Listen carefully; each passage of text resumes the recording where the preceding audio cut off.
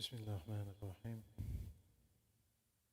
الحمد لله رب العالمين، والصلاة والسلام على أشرف المرسلين سيدنا ونبينا ومولانا محمد وعلى آله وصحبه وبارك وسلم. السلام عليكم ورحمة الله وبركاته.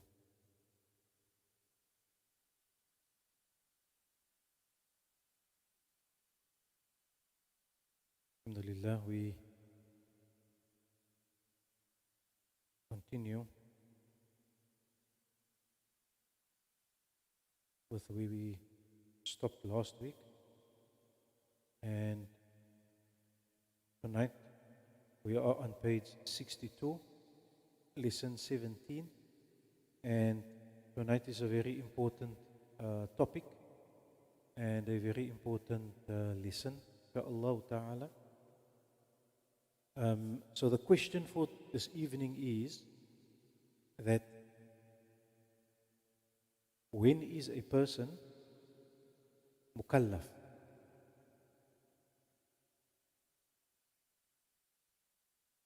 When is a person mukallaf? And what does it mean when we say that a person is mukallaf? It is a word that we use a lot, and it's a very common amongst us. But what does it mean in terms of Islam, and especially in terms of the fiqh, the legal side of it, that is connected to taklif, or a person being regarded as a mukallaf? So firstly, we say that a person is mukallaf. It is an attribute that we ascribe to a person. So a person is either mukallaf or he is not mukallaf, firstly. Right? It's a quality that we ascribe, an attribute that is ascribed or given to a person. So now, what does it mean?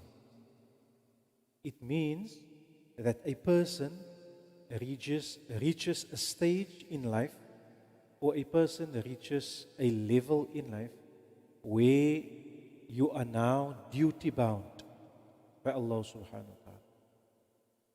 The duties and the obligations and the rules and the regulations of Islam now apply to that person. We can also say in our life, or in our modern day scenario, we will call a person, we will say that a person is either a minor or a major.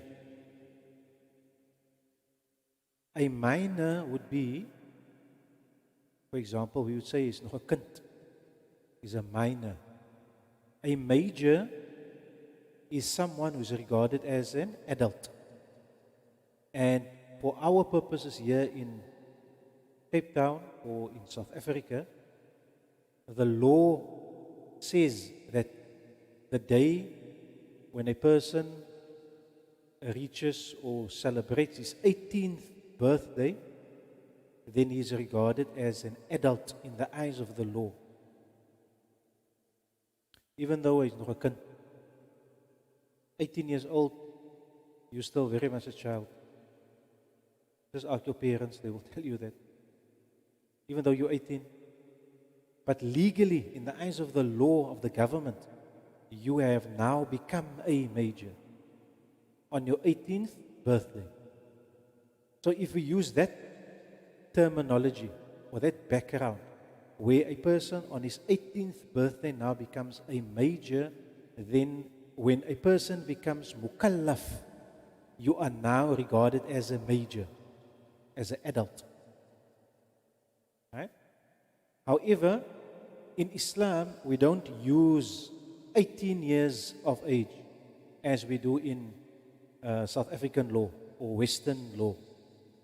Islam, we have our own tartib, or our own age descriptions. So mukallaf means the day when that person becomes an adult. Not just an adult an adult in the eyes, in the sight of Allah subhanahu wa ta'ala. Because the day when you become mukallaf, you are now duty bound. You are now seen as an independent individual, a person on your own. Even though you might be staying with your parents, and even though you might still be at school, for example, or studying, or even though you might not be married as yet, but you are regarded as an adult in the eyes of Allah subhanahu wa ta'ala. Why? You are now mukallaf. We'll now explain when a person becomes mukallaf. But first we need to understand what mukallaf means. It means you are now responsible. That person is now responsible for your own deeds. It's no longer your mother and your father. No, it's you now. You carry your own packet or baggage or luggage or burden or responsibility on your shoulders. The day when you become mukallaf. Right? So that means everything that the deen says is compulsory, now is compulsory on you. Everything that the deen of Islam says is now haram, for example, becomes haram on you. Legally, in the sense of that you are now liable for it or responsible for it. Before you became mukallaf, certain things were still haram. But because you were not mukallaf yet, it didn't apply to you. Certain things is wajib, but because you were mukallaf, you were not mukallaf, it didn't apply to you yet. For example, salah. Can a person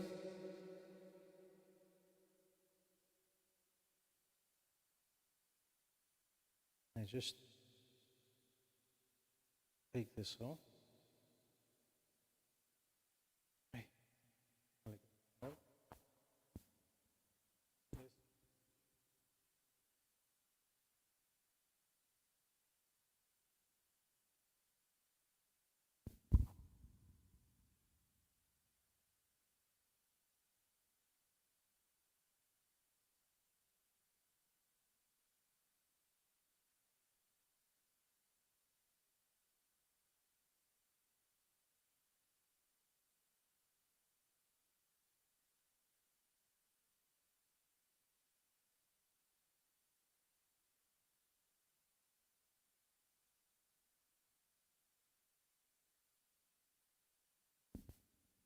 Okay, maaf for that.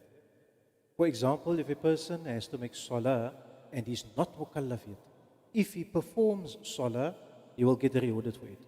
If a person does not perform salah, he's not going to be asked about it. Why? It is not yet compulsory on that person. But the day when he becomes mukallaf, now you are going to be asked of every single day with regard to the salah or the 5 times daily salah that a person has to perform. It is now written down, it's recorded. If you do it, it's rewarded for you, yes. This is now before you become mukallaf, right? You get the reward of it. But if you don't perform salah, it's not a sin because you're not yet mukallaf. But the day when you become mukallaf, it is required of you, and if you leave it out, it is now written down as a sin that person has committed. That's a huge difference between the two. That is why it is so important that we should realize what it means when we become mukallaf. Right.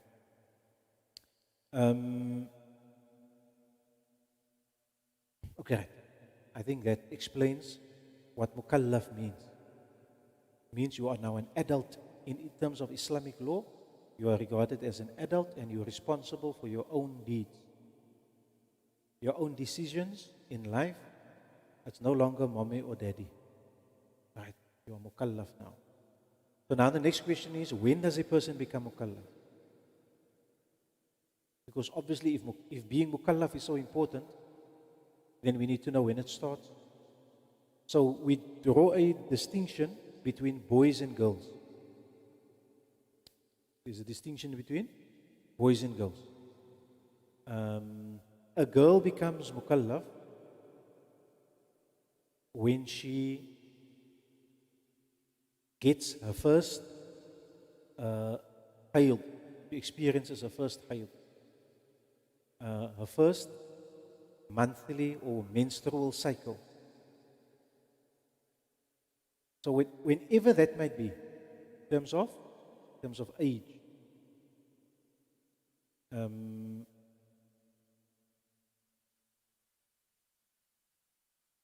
so whatever age that might be, the moment the girl gets her menstrual cycle, she is mukallaf. Right? That's the minimum. That's the youngest. In terms, what age? Whenever she gets her hayd. There's no specific age limit. Whenever she gets it. So whether a girl is 10 years old, 11 years old, 12 years old, 13, 14, doesn't matter. Anywhere in between. At whatever age she gets her first menstrual cycle, she then becomes mukallaf. Right? That's the beginning.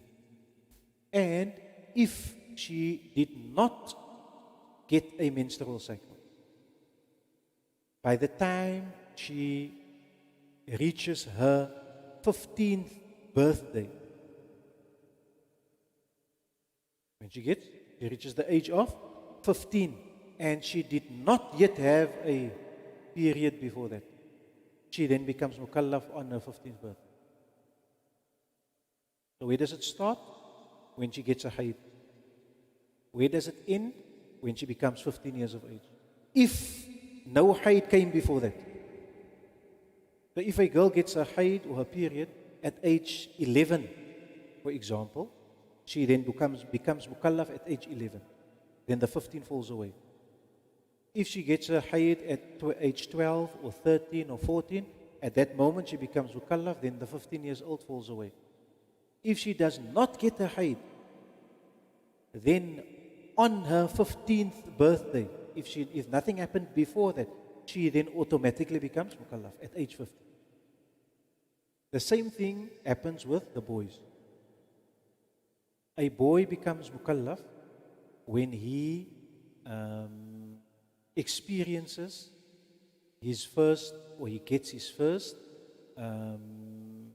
wet dream. Again, at whatever age that might be, whether it's age 10, 11, 12, etc. The moment he gets it, then he has become mukallaf.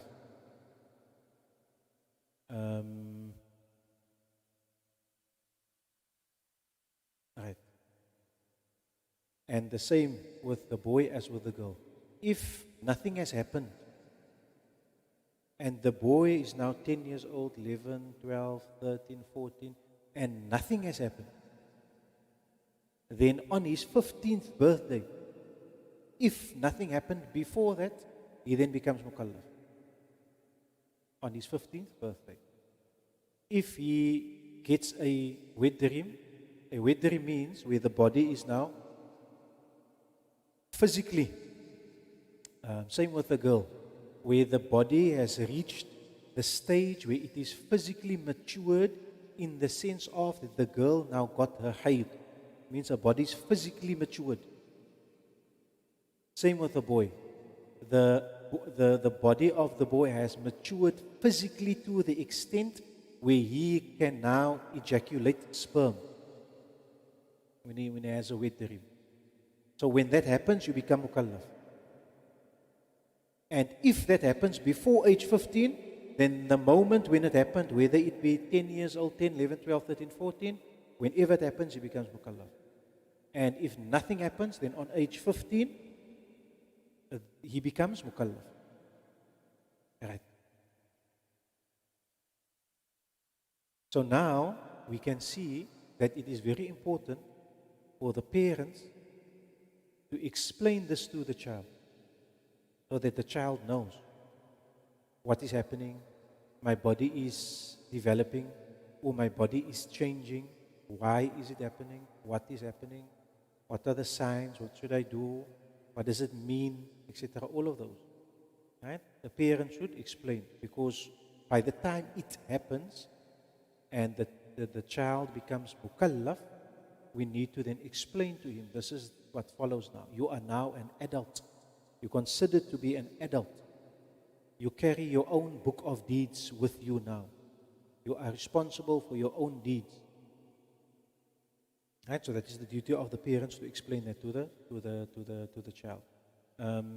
Then we have the hadith. The author here gives the hadith where Rasulullah sallallahu alaihi wasallam says, and I'm sure this is a hadith that we've heard many a times before. Rasulullah says, when a child reaches the age of 7, you have to teach him how to make salah. When he reaches the age of 10 years old, you have to be firmer and stricter with him now. Because if you started teaching him from 7 years old, by the time he's 10, it's 3 years later. He should then be able to perform salah and know how to make salah. If the parent taught that and instilled that and showed that to the child. So 7, we start, play, teaching in a playful manner. Yes, nothing heavy, nothing serious. Still but a child, right? But with the aim, with the niyyah of learning and teaching, yes. But nothing heavy. By the age of 10, we now should be more stern and more serious with the child. Now we explain to him, listen here, you're 10 years old, so now you need to take note, etc. So we start from that age already. That is why if the child then becomes mukallaf at age 15, for example, he's been practicing and learning how to make salah and being responsible from age 7 already. So that gives us 7 years or 8 years at most to be able to train the child and teach him and show him how and take him with you to the masjid, that he can see the masjid, the inside of the masjid, that he can see how people make salah. Because if he's at home, he only sees his mother and his father making salah, or his brothers and his sisters. But when we bring the children to the masjid, they get to see, oh, it's not just in our house, or other people do it as well. Oh, this is in the masjid. Oh, it's a long saf, there's a lot of people, or etc., etc. They get used to it. It's part of the training and the learning that we should give our children. We bring them to the masjid. And also, the hadith says, وَفَرِّقُ بَيْنَهُمْ فِي الْمَضَاجِعِ. And this is a point that we've mentioned in the masjid here previously. When they reach that age, we now, of 10 years old, we now separate between them in the sleeping room or bedroom. For example, if it's a boy and a girl, brother and sister, then they can sleep in the same room. If they're small, no problem. They can share, they can sleep in the same bed. If they're young or small, 2 years old, 3 years old, 4 years old, 5 years old. But when it gets to 7 years of age, we now need to separate them. And especially when it gets to 10, when they reach the age of 10, now we should separate between them. They can't sleep in the same bed anymore, even though they are brother and sister. Because, again, he's a boy, she's a girl, the body is developing, natural things is happening, and we need to explain this to the children. And part of that is separating them from their beds. All right.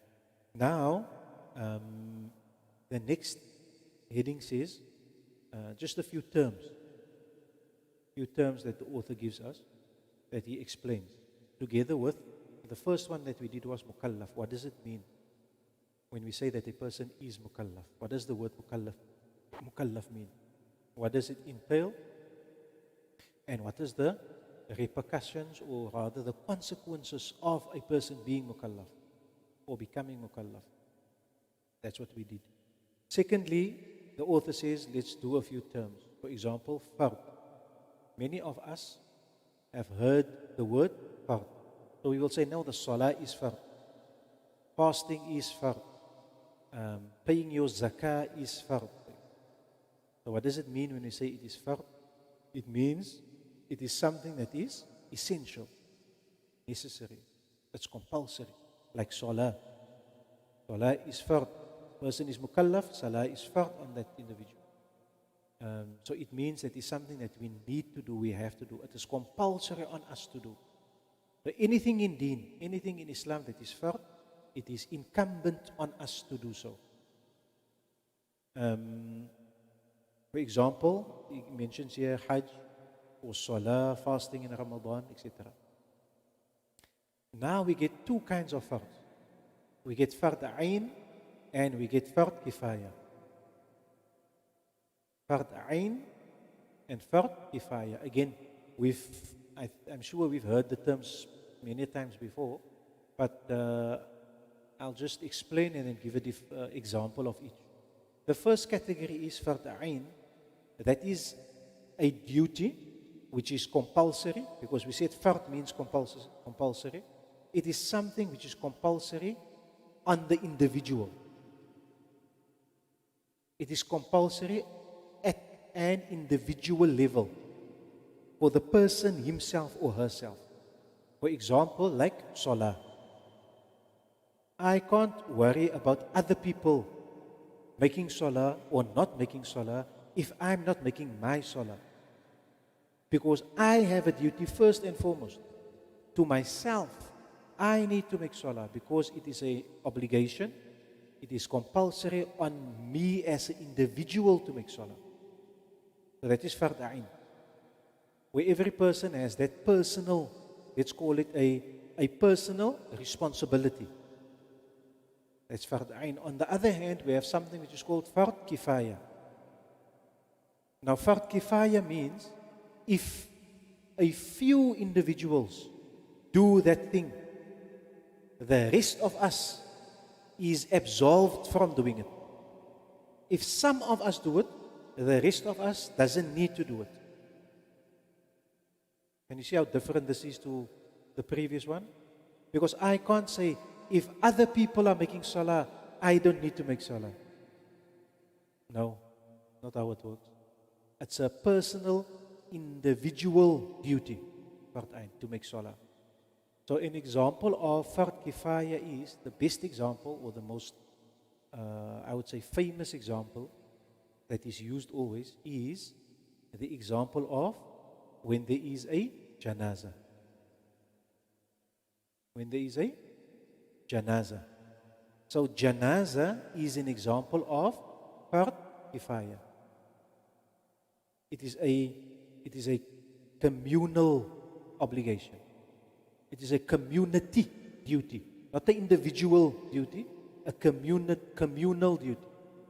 So for example, if there is a janaza and some people go to perform the janaza or perform the salatul janaza, then the whole town doesn't need to do it. Then the whole town doesn't need to do it. If some of us go to the house and we perform a ghusl, we ghusl the mayyit, we wash the mayyit. A few does it. So that means the whole of Strand doesn't need to do it. That duty falls off the rest of us. If some of us put the kafan on the body, then the rest of us doesn't have to do it. If some of us go to the masjid for salatul janaza, then the rest of us doesn't have to do it. That is an example of a communal obligation. And from the masjid, we go to the maqbarah, to the graveyard, as long as there is some of our brothers and Muslim brothers attending the janaza, going to the maqbarah or to the masjid, etc., that obligation is removed from the rest of us.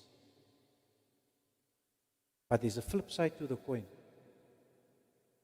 If we say that if some fulfill the duty, the rest is free from it. What is the opposite of that? What is the opposite of that? If no one does it, everyone is guilty. So if no one makes, the whole town, the whole village, if no one makes salatul janaza on the mayyit, on that person, then everyone is guilty of a sin.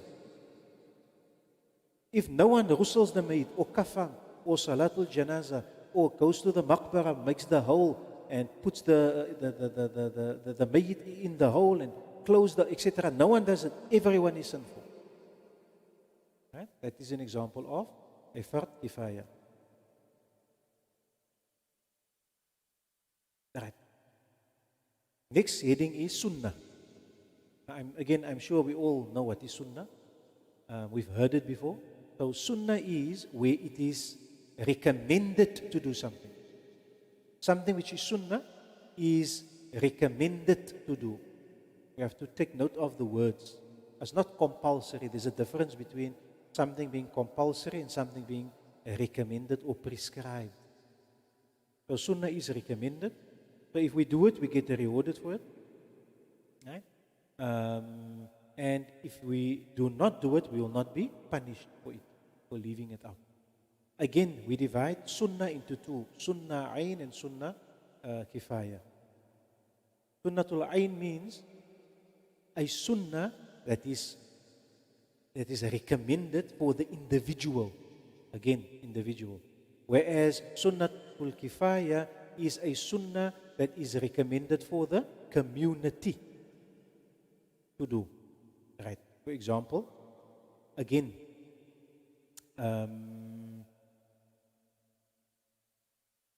for the first one, salah. For example, we made maghrib now. So after completing our fard salah of maghrib, after the maghrib salah, there is two sunnahs that we make. So the fact that there is two sunnahs after the fard salah, that is an example of a sunnah which is directed towards the individual. It is my duty, my responsibility. It is recommended for me after I made my maghrib salah, the fard salah of maghrib. It is recommended for me as an individual to then make my 2 raka'ats of sunnah salah after the fard salah. Right? And sunnatul kifaya is, again, it is something which is recommended to do, again, for the group, the community. Right? For the community. For example, greeting one another. To say assalamu alaikum, greeting one another. It's a good sunnah for the community, yes? And again, if no one does it, then everyone is, is not doing something which we're supposed to do. So greeting, for example, that is a sunnatul kifaya. Right. Sunnah is also called mustahab, nafil. I'm sure we've heard of the word nafil. Nafil salah means sunnah salah. Right? That's all synonyms. Mustahab as well, a synonym. The next one is haram. Something is haram, or something which is haram is forbidden and prohibited for us to do. We are not allowed to do that particular thing which is haram. It is forbidden, it is prohibited. And if a person does that particular act which is not supposed to do, he is then sinful. And if you stay away from that thing, you get rewarded for it. If you do it, you are sinful because it is prohibited to do. You're not allowed to do it. And you staying away from something which you're not allowed to do, you're getting a reward for it. Right? That is haram. The opposite of haram is halal. Halal means something which is permissible. Something which is permissible to do. You're allowed to do it. Permissible. It's allowed. It's lawful, for example. Makruh is something which is disliked. Distasteful, or it is disliked. For example, if a person does it, you will not be punished for it. If he stays away from it, you get rewarded for it. Something which is disliked, makruh, for example, standing and drinking. Or drinking with, eating with the left hand, for example. You're supposed to eat with your right hand. Eating with the left hand, you're doing something which is disliked. If you do it, you're not punished for it. But if you stay away from it, you get rewarded for it. Okay, that's about it.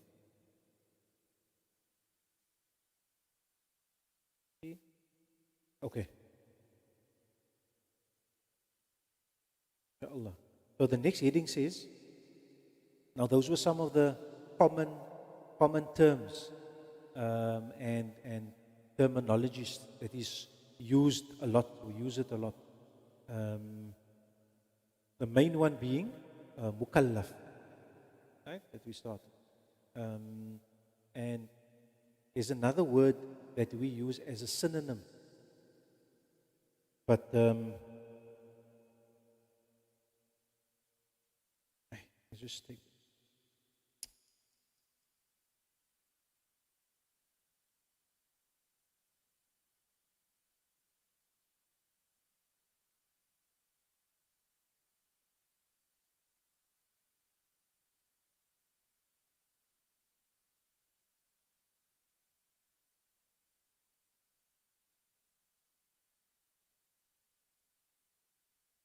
So another word that is used as a synonym for mukallaf is, people will say, baligh. Are you baligh yet? Now, every mukallaf is baligh, but not every baligh is mukallaf. Right? Do you understand that?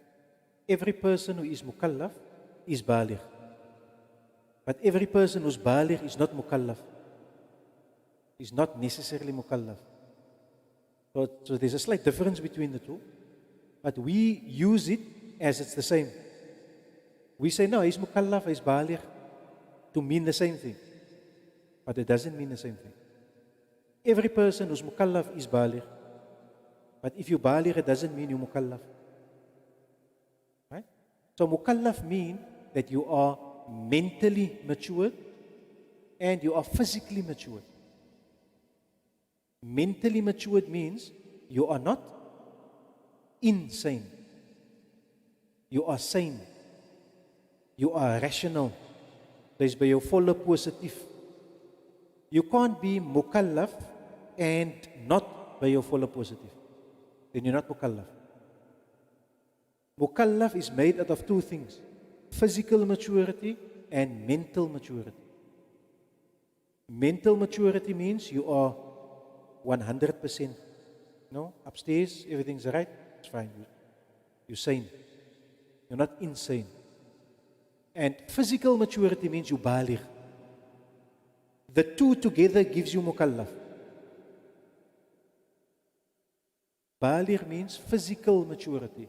How? In the sense of the body has developed and the body has reached a stage where the boy now got a ihtilam, a wet dream, or a girl got a menstrual cycle, a first menstrual cycle.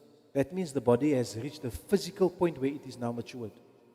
So physical maturity, which is baligh, plus aqil, which is mental maturity, the two of them together gives you mukallaf. Makes a person mukallaf. So if a person is mukallaf, he needs both of those qualities. Right? Baligh and aqil. Right, I just forgot to mention that at the beginning. Right. So now the next heading says cleanliness. Now this is a very, very important part and aspect of our deen, tahara. Cleanliness is next to godliness. Cleanliness is half of faith. That's how important it is. That's how much emphasis we place on cleanliness and being clean in Islam. Right? So when we say cleanliness, it refers to everything. A person should try to keep his person clean. He should try to keep his body clean, his clothes clean, his environment clean, the clothing, the environment where he is, the house where he is, the place where he works, whatever area or space he occupies, he should try to always keep it clean. Right? And because we are recommended or required to perform salah 5 times a day, part of making salah is that a person needs wudu. So you have to be clean in order to make salah as well. And we'll get to wudu later on, inshallah. But in order to make salah, we need to take a ablution, wudu, right? Which is a we take water and we physically wash or rinse the body, or not the body, parts of the body, the arms, the face, the hands, etc., the feet. We physically cleaning the body, those body parts when taking wudu. So a lot of emphasis is placed on being clean and cleanliness in general. There's a hadith where Rasulullah sallallahu alaihi wasallam says that miftahul jannati as-salah wa miftahus salati at-tahur. That the key to paradise lies in salah. If you want to go to Jannah, make salah. Be someone who strives and who makes effort to perform the salah, to make his salah. But in order to make salah, the key to salah is cleanliness. Because you can't make salah if you have dirt or filth or najasa or impurities on your body or on your clothes or on your person when making salah. So we have to make sure, in order to enter Jannah, the key is salah. And we know when you have a key and the door's locked and you don't have the key, then how are you going to get in? But if the door's closed, the door's locked and you have the key, you can just open it and then you can enter. Imagine Jannah is on the other side of the door and you standing on this side. It's there, it's right there. You must just enter the door, but then you don't have the key because the person never made effort on salah. But if a person made effort on salah, he will have the key to be able to open and etc. And in order to make salah, we need to be clean. So that is why, in terms of the deen, Allah subhanahu wa ta'ala wants us to be mindful of cleanliness. Right? Okay? So not just our bodies, our clothes as well. And then now there's a hadith that says, Rasulullah sallallahu alayhi wa sallam says, Inna Allah jamilun yuhibbul jamal. Nadhifun yuhibbun nadhafa. فَنَظِّبُوا بُيُوتَكُمْ وَأَفْنِيَتَكُمْ. Allah, one of the qualities of Allah is jamilun, beauty. Allah is beautiful. Allah's beautiful. Yuhibbul jamal, and Allah loves beauty. So for you to dress yourself up beautifully, to behave not just in terms of your body and your person, everything in a beautiful manner. When it comes to your cleanliness of your body and your clothes, that is something good, because Allah loves beauty. If you by the means to buy you a new pair of shoes or a pants or a shirt, etc., then Bismillah, do so. Alhamdulillah. Allah loves neatness and cleanliness and beauty. Nadhifun yuhibbun nadhafa. Allah is clean. Allah loves cleanliness. So clean your houses and your courtyards. Rasulullah sallallahu alaihi wasallam says. And that is a natural quality. That is normal for not just for us as Muslims, for mankind in general. Whether you a Muslim or non-Muslim, whatever your race is or gender is, whatever your background is, whatever your racial background is, etc. It's a universal thing for all peoples. If you enter a room and the room is clean, or you enter someone's house and the house is clean and it looks clean and it smells nice and there's a nice fragrance and then everything is clean, then you suma feel lekker. You didn't even sit with the person and start talking yet, but just that alone puts you in a good space. But if you get to someone's house and you enter and it's dirty and there's dirt lying over there and it doesn't smell nice, it doesn't look clean, for example, it doesn't sit where it kind of puts you off, right? So we are encouraged to be clean and to dress, our clothes to be clean, our bodies to dress neatly and nicely, beautifully. Beautiful doesn't mean expensive. That's a mistake that we make. Beautiful doesn't mean clean, new. Beautiful doesn't mean you must go and buy you new clothes. No. If you have a jean or a jacket that's 4 years old, 5 years old, but every time you wash it out nicely, you iron it, and you wear it, people will still say, no, but my jacket looks nice, but it's an old jacket. But you looking nicely after it looks beautiful on you, alhamdulillah, neat and nice. So it doesn't mean buying new stuff. No. It is what we have, we keep it nice and clean and tidy. And then there's another hadith that says, Al-Tuhuru Shatrul Iman, that cleanliness is half of our faith. Then at the bare minimum, inshallah, this we'll do further on when we get to the wudu and the ghusl. But there's a hadith that mentions that at the bare minimum, every Muslim should at least take a ghusl once a week. It is your duty on every individual that you owe to your fellow Muslim brother, your fellow Muslim brothers and sisters, that at least once a week you take a ghusl, a wash, a bath, a shower. And that once a week refers to Jumu'ah. The worst case scenario, die man het heel week gewas het.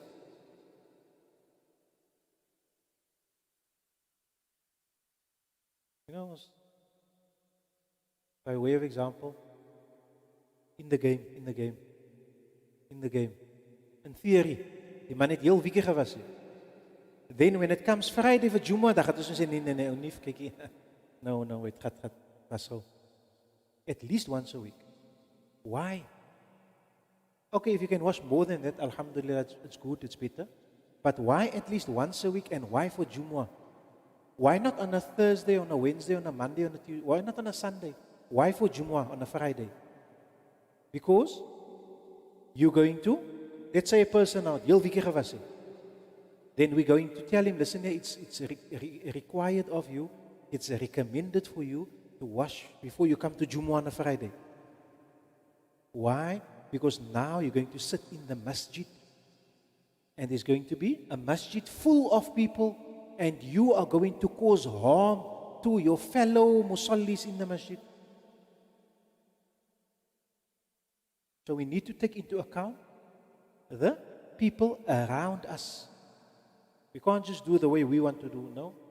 Even for Jumu'ah, you sunnah to take a ghusl. Why? Because you're going to harm the people around you if you're not going to wash. So at the bare minimum, once a week, take a ghusl for Jumu'ah. Also the hair, person's hair must be kept neat. Whether a person has short hair, or whether Rasulullah had long hair as well, it has to be kept tidy, it has to be kept neat. If it means you need to wash it with some shampoo to keep it nice and flat or straight, then do so. If you need to add some conditioner, if you need to add some oil to it, you can oil your hair or your beard as well. Same thing with the beard. You can shampoo, conditioner, some oil, the hair as well. The point being, it has to be kept neat and tidy and clean and nice. Right? Then part of cleanliness is, so we keep it, the hair and the beard, we comb it as well. It's part of keeping it clean. It should be combed regularly. Another example is, part of cleanliness is, we need to be clean in terms of our bodies, but we need to make sure that we shave the private parts or the private areas of our body as well. The hair that grows should be cut at least once a week, again, especially for Jumu'ah. Before we come for Jumu'ah, hair on the private parts of a person should be removed, as well as hair, pubic hair under the armpits of a person should be cut. Minimum, more than that is fine, but minimum once a week. Part of cleanliness is removing the pubic hair and the hair by the private parts. The nails as well should be cut again at least once a week. The nails should be kept short and clean, because if the nails is long, then dirt gathers under a person's fingernails. And if you are busy washing yourself, then the water won't reach there, the dirt stays there. Same with the pubic hairs. If a person does not shave himself, then it creates a smell. It gives off a smell, an odor. It's an area where germs or bacteria might gather or collect. So all these things is regarded as being part of cleanliness, keeping ourselves clean. And maybe for some of us, or maybe for many of us, it is something which is, how can I say, that we don't take note of. It's something we overlook. But for a person, because the reason we overlook it or we don't pay much attention to it is because we grow up with it. We were born Muslim. We think it is like that. But for a beginner, a person who's a revert, a person who has embraced Islam, it's not normal or natural for him because he didn't grow up as a Muslim. He didn't grow up in a Muslim house. So that is why we need to, sometimes we need to spell this out. We need to say it out loud. Because there's other people who's not as fortunate as you and me who were born Muslim. Right? And perhaps they don't know. Right? That is why we say it and we mention it. Part of cleanliness. Okay.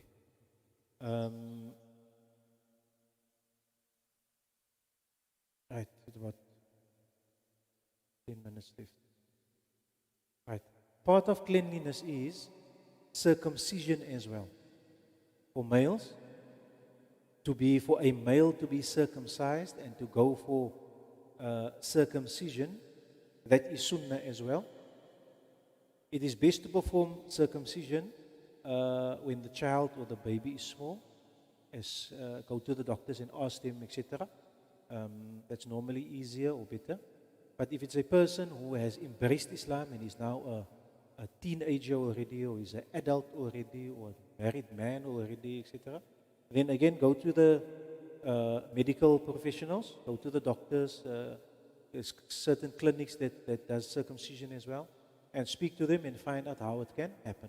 But it is something that is recommended and is part of Islam, and that is aside from all the medical benefits of being circumcised. The Western world only today now discovered that circumcision is better than not being circumcised. When we were confronted with the AIDS pandemic a decade or so ago, where Islam has been saying for 1400 years already to be circumcised, right? We should be circumcised. So that is something that we encourage as well. Again, it is a place where, for the male, where if it's not cleaned properly, where germs and bacteria can gather and can accumulate. So if a person is circumcised, then the foreskin of the male is removed, right? From the head of the private part of the male, the foreskin is removed.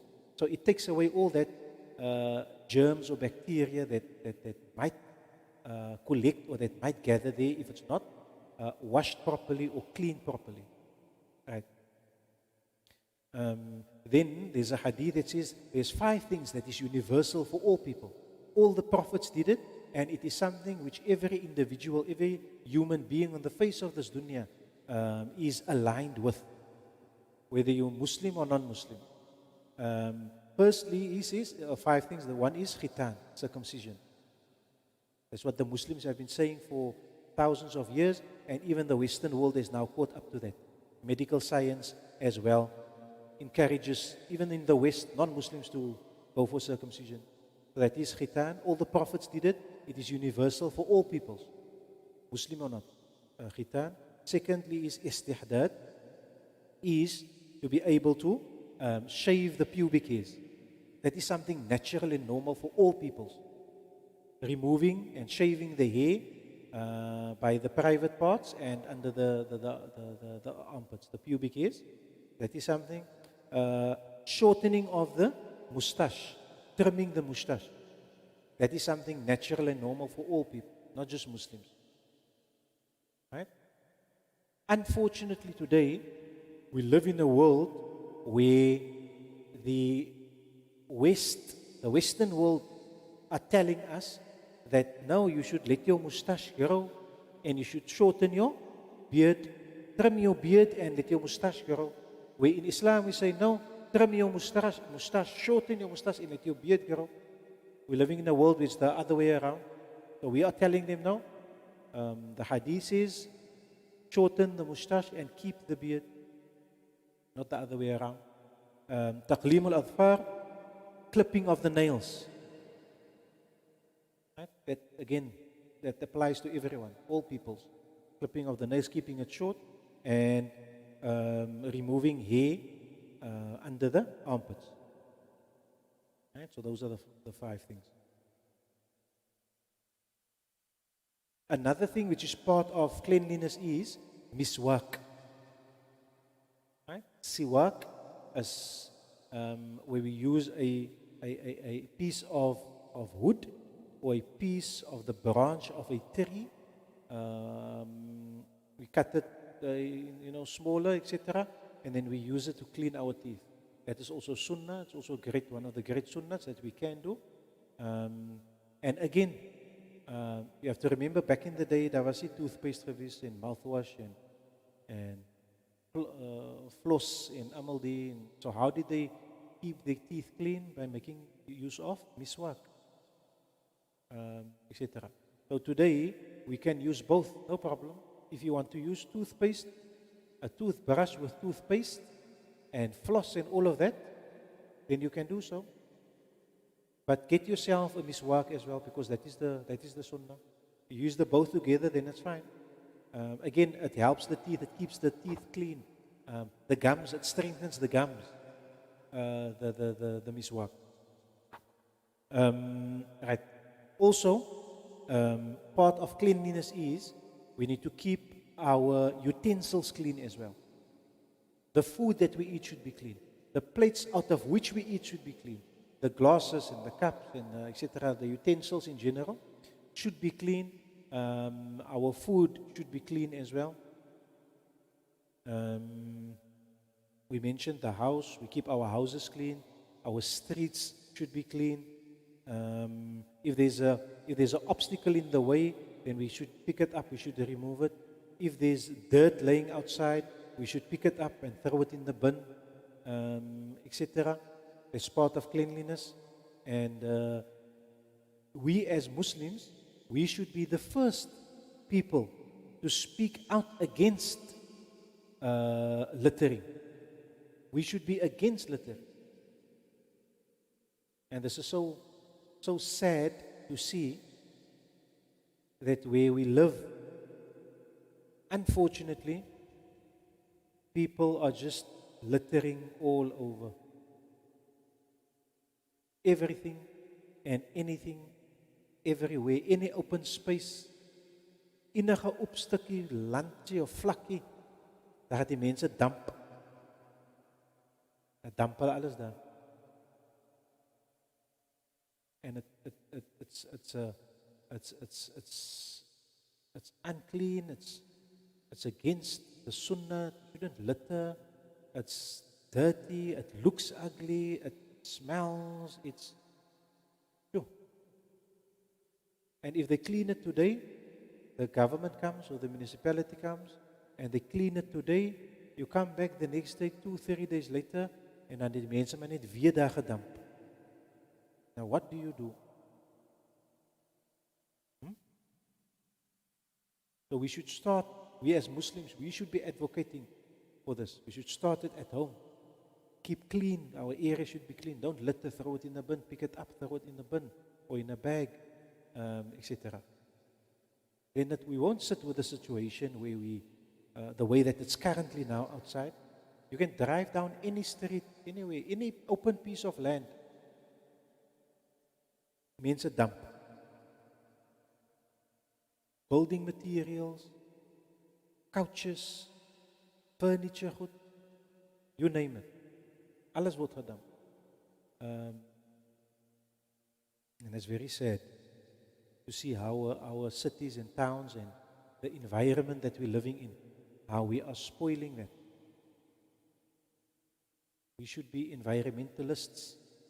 We should be those calling out for clean cities and no littering. And the next time you buy a packet of chips by the shop and you're walking home or you're out in the car, don't throw it out of the window, the packet of chips. Don't throw it down on the floor. Don't throw it out of the window. That's where it starts. Keep it in your car. When you get home, throw it in the bin. Or put it in your pocket. If you pass by a bin somewhere, throw it in the bin. If everyone does that, that will reduce the amount of dumping and littering drastically. So that is something that we seriously need to look into. Seriously. Right. Also part of cleanliness is, right, we mentioned that. Okay, right. Then, in conclusion, the author says, we've been speaking about being clean and keeping clean and cleanliness. He says, yes, when you look at it from one angle, you can say that in terms of Islam, we should try to keep our physical bodies clean. Like physically we should be clean, meaning I should wash my body, my clothes should be clean, my house, my area, the environment, etc., etc. So physically being clean, that's one thing. However, the author says, don't forget, at a higher level than physical cleanliness is spiritual cleanliness as well. We shouldn't forget. Just like we keep our clothes clean and our bodies clean, we should try to keep our spirituality clean as well, our iman clean as well, our taqwa clean as well, our ibadah clean as well. So how does a person keep his iman clean or his spirituality clean? You keep your hands clean, for example, by not stealing. Because if you steal, you're doing something which is haram, which is forbidden, but it affects your soul, it affects your spirit when you steal something. So physically, yes, you're taking something, but what does that act do to your iman on a spiritual level? If a person walks to a place which is haram, he's walking to somewhere he's not supposed to go to. So physically, yes, he's walking, but on a spiritual level, he's walking to something which is haram. It does something to your heart, to your soul, to your ruh, to your iman. When a person doesn't speak properly, he swears, as net jou ma se die en jou ma se die, as net vloek en as net jy en jou, and he lies, he cheats people, hy sit mense kop aan, hy lieg, bedrieg. So physically, yeah, maybe you just spoke, you said something, nothing happened, you said something physically, but on a spiritual level, the harm is greater than the physical. When you lie and deceive and backbite people, en mense koppe aansit, en you treacherous in your deeds, etc. So yes, one thing is to be aware of the physical cleanliness of ourselves, but it is also important to take note of the spiritual cleansing that is needed for a person. Don't lie, don't spread lies, don't tell tales,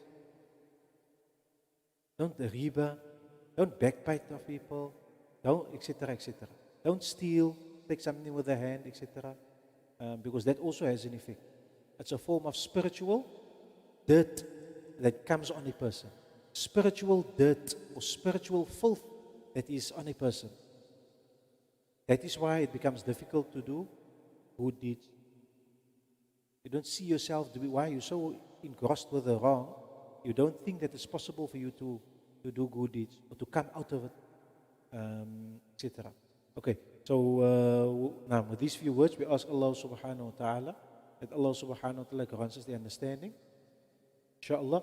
And next week, inshallah, we'll continue with the next lesson. وصلى الله على سيدنا محمد والحمد لله رب العالمين. السلام عليكم ورحمة الله وبركاته.